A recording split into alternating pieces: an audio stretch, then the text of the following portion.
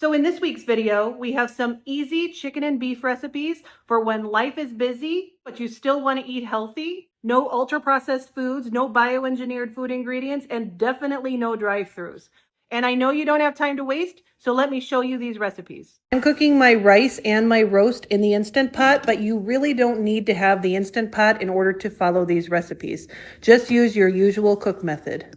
So we're going to go ahead and make a high protein rice dish that can either be served by itself or as an accompaniment for our dishes. Start by adding 2 cups of basmati rice to a mixing bowl, followed by a 1/3 cup of mung beans. I'll add information about this in the description so you can find those. Then we're going to rinse them 3 to 4 times so that the starches and any dirt that's on the beans and rice can be removed until that water runs clear, and then we're going to drain it and set it aside. Next, we're going to go ahead and prepare our veggies. I have sliced the red onion. You can use any color or type of onion. It doesn't matter. I just used red because that's what I had.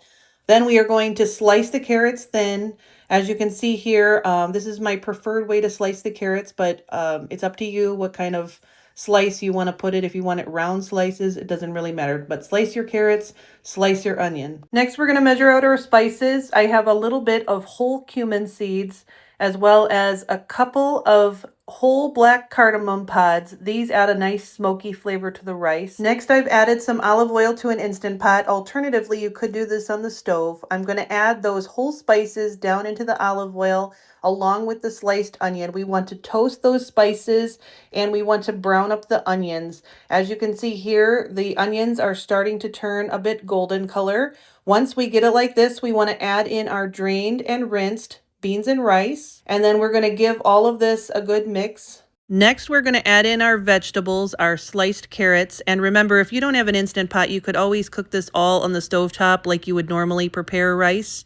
And then we're going to give these veggies a good mix to mix them in with the rice. Next, we're going to add water. It's about 2 1/3 cups to 2.5 cups of water. And then we're just going to push all that rice and veggies down into the water so that, nothing burns. We're going to set our Instant Pot for 6 minutes, allow 10 minutes natural pressure release. And once we open the pot, this is what we have.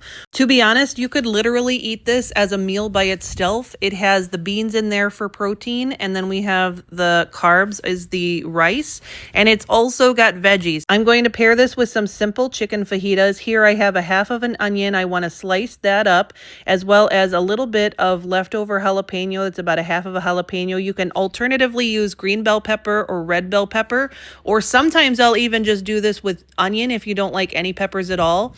The next step, we're going to take our chicken breast and we're going to slice it thin.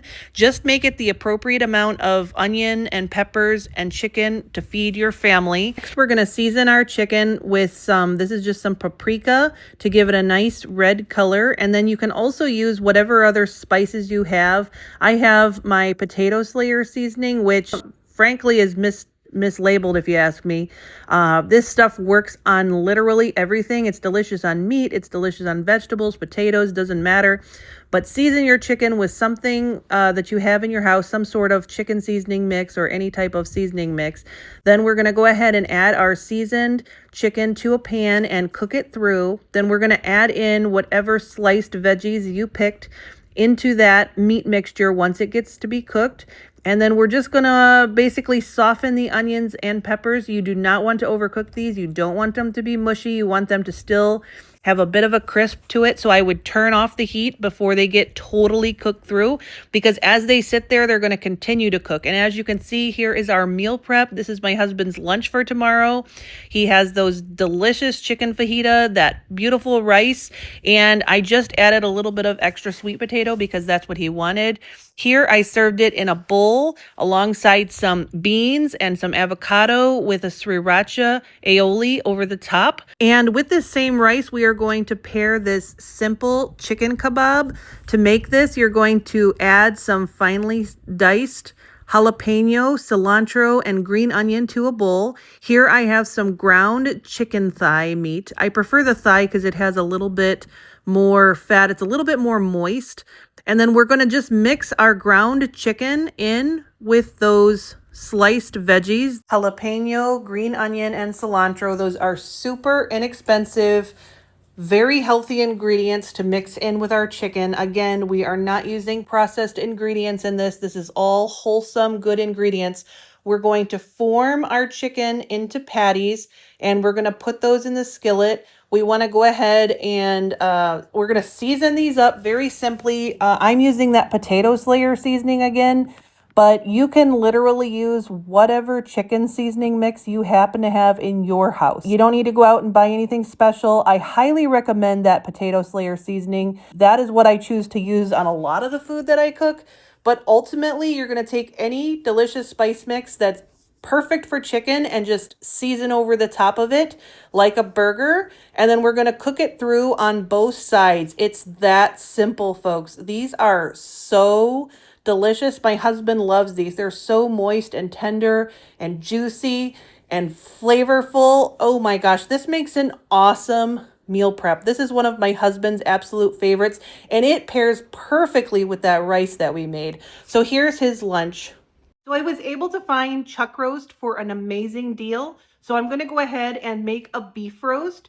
And then I'm going to use that Great Depression wisdom that our grandmothers taught us, that we need to stretch this beef roast using inexpensive whole food ingredients to make filling, delicious, healthy meals. So let's go ahead and prepare our roast, and then I'll show you what I made out of it. To make this roast, we're just going to add some olive oil to the bottom of an Instant Pot, and we're going to allow it to heat up. As we do that, we're going to season our roast. You can season it with whatever you'd like. I have this, it's supposed to be for chicken, Mrs. Dash seasoning, but I actually like it on beef as well. And then I've also had a rosemary garlic seasoning. One has salt and the other is salt-free. If you need more salt, you can always just add salt to taste. But I'm just going to go ahead and season both sides of this roast. This happens to be a fairly small roast. You can cut it down in pieces if it's too large to fit in the bottom of your Instant Pot. But mine fit right down in the bottom, as you can see, totally flat. By the time you've finished seasoning your beef roast, your oil should be hot, so you can just go ahead and saute it on both sides, get it all browned up on the top and the bottom. Once it has seared on one side, just turn it over and let the other side sear on the bottom of the Instant Pot. Once you add the liquids, you can remove any burnt bits from the bottom of the pot by deglazing it. We're ready to add our water once our roast is seared. I'm also going to stick some of this Arby's sauce. This is high in sodium, as you can see back here on the label on the back of the bottle. It does have a substantial amount of sodium, so I have not added any extra salt. I've taken it real light on salt because all of my salt is going to come from this seasoning. Of course, if you are not as sensitive to salt as I am, you could add a little bit more or add some salt. This tastes really good in a beef roast. It is, of course, optional. You can also put a little bit of ranch seasoning if you don't have this. And that would kind of function the same way and just give it a nice flavor. Otherwise, you can even just use a little bit of extra beef bouillon. Cook it on high pressure for an hour and a half and let the rest of the pressure release naturally. I'm just going to remove it from the Instant Pot. As you can see, it is just very fork tender. And make sure you save that broth because we're going to cook our veggies in it. And then even then, we are going to use that leftover broth once we're done on another dish. So I've decided to add just a little bit of that Arby's sauce over the top of the beef, and I'm just kind of rubbing it into the meat, kind of pulling the meat apart just a little bit with the fork and pushing that sauce down into the meat to get it all nice and flavorful. Next, I'm going to go ahead and dice up some potatoes, and I'm going to add that into the broth of the Instant Pot. I'm also going to cut up some carrots, and I'm going to add that in with the potatoes and the broth. And then I'm going to cook it for about 5 minutes on high pressure. Make sure you save that leftover broth because we're going to need it for another dish this week. And our beef roast and veggies are ready to enjoy. The next one will be some quesadillas. These were so good and so simple. I've got some little bits of vegetables. I've got some mushroom, some zucchini, and a little bit of red onion. So I'm just going to slice those up. As you can see, I have kind of thinly sliced all of these little vegetables. And then we're going to add a little bit of olive oil to the bottom of a pan so that we can just saute these veggies. We want to add all the veggies, and I would add the mushrooms first because they take a lot longer to cook than the zucchini and onion, which will cook relatively quickly. I'm just going to season it with this potato slayer seasoning. As you can see, a common theme, I really, really love this seasoning. I use it constantly. So I'm just, once my mushrooms have sauteed a little bit, I'm going to add in the rest of the veggies, and we're going to continue to saute until the zucchini and the onions are nicely caramelized. Just don't overcook it because you're going to cook it in the next skillet as well. Next, we're going to go ahead and add in just a little bit of our beef roast, kind of shredded up or sliced up, and we're going to mix it well in the skillet. Here I've heated some tortillas on a hot skillet, and I've added a little bit of cheese to the tortilla and added some of the filling, and then we can just brown it up on both sides. And there we go. I've served it with a little bit of sour cream and salsa. This is my favorite salsa, but you can use whatever you would normally eat on quesadillas or tacos, as well as some sour cream. This one is so unbelievably easy. You just simmer some egg noodles with the leftover beef broth from our roast. Add a little bit of the roast beef in and cook until the noodles are tender. This makes a delicious beef and noodle casserole. My other favorite dish, other than the quesadillas, was this delicious roast beef veggie hash. And I've added some additional non-starchy veggies to this. As you can see, I have some green onion and some zucchini and a little bit of red onion to add to my potato. And this is just going to give it lots of flavor, but it's also going to lighten it up so that we can eat it for dinner without it being too heavy. Here I have 2 baked potatoes that I've made in the microwave. They are soft, and I'm just going to go ahead and slice those up and dice them. And this is a great little trick if you want to have hash browns, but you don't want to pay that small fortune for the little dehydrated hash browns in the cartons of some stores that are like $3 or $4 per pound, which is insanity. These are 59 cents a pound from Sam's Club. So you can get that same shortcut by simply microwaving it in the microwave first. I also have a little bit of bell pepper from the freezer. Fortunately, to add just a little bit more color as well, I had the frozen red bell peppers. And then I'm just going to fry a couple of eggs to serve on the side. So here I've just diced up those baked potatoes. They are ready to go into the skillet. So once your skillet is heated up with that oil, you can just add the potatoes. These are going to cook in no time because we took that shortcut. We microwaved them first and made like a baked potato. Just don't overcook the potato because it is going to continue to cook in the skillet, and we don't want it to get mushy and just completely fall apart. I'm going to add some of this potato slayer to my potatoes. And I'm just going to cook them and allow them to, you're going to want to have it on a fairly high heat, kind of like a medium high heat, depending on your stove. And you just want to brown it up on all sides. Once the potatoes are browned, you can add in those other veggies. I have the zucchini, the red onion, as well as the red bell pepper. These are going to cook super quickly, so we want to make sure those potatoes are basically browned up and ready to rock and roll. Since we added quite a few extra veggies, make sure you add just a little bit more seasoning so that everything is seasoned well in the skillet. As our veggies cook in the skillet, we're going to go ahead and fry a couple of eggs that we're going to serve on the side of this. And then finally, once our veggies are done cooking, we can add some of our sliced green onion as well as our beef roast that we have kind of sliced into pieces.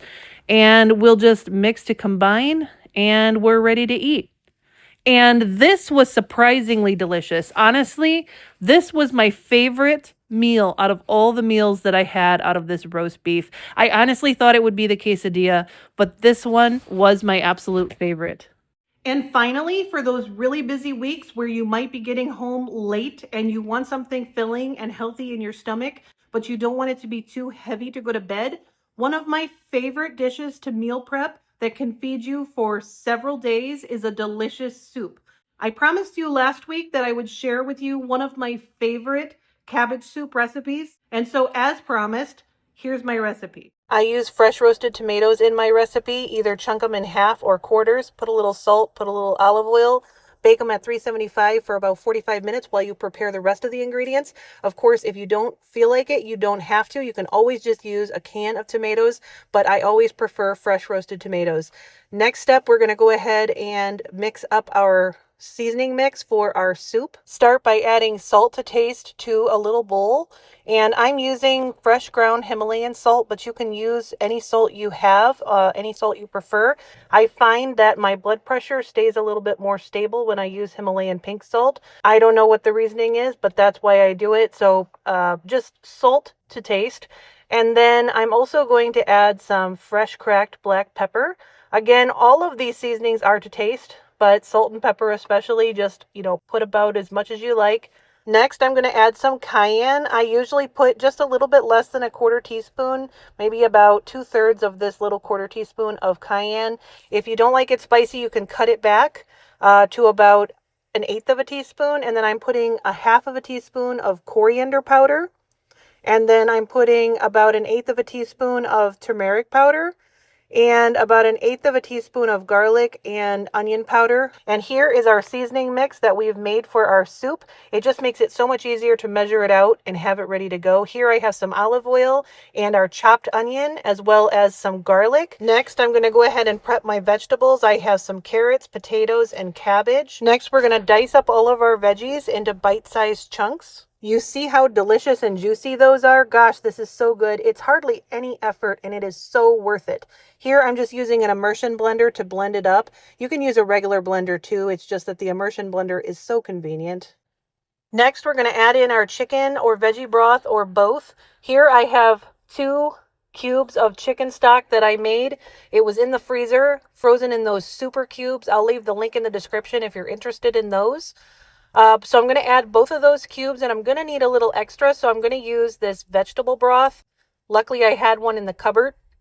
If you want to save money, you can also just use chicken or veggie bouillon along with the appropriate amount of water. So my stock is in here, and then I'll add my tomatoes and the seasoning mix that we did at the beginning, as well as whatever veggies you want or that will fit. Only fill to the 2/3 max line on the Instant Pot, or obviously the capacity of your pot if you're using it on the stove. I'm going to pressure cook at high pressure for 6 minutes, allow 2 minutes natural pressure release. I have some fresh parsley and lemon to garnish. Here I'm just adding the juice of a 1/2 a lemon. That's going to give it a nice fresh flavor. And then we can garnish it with some parsley, fresh parsley, and then we'll just go ahead and mix all that down into the soup. And that's it, you guys. It's as simple as that. This is so good. The color is perfect. The flavors are perfect. I don't recommend changing any of the seasonings. The seasonings are what makes this soup, along with the fresh roasted tomatoes. I have made it with the canned tomatoes, but it's better fresh.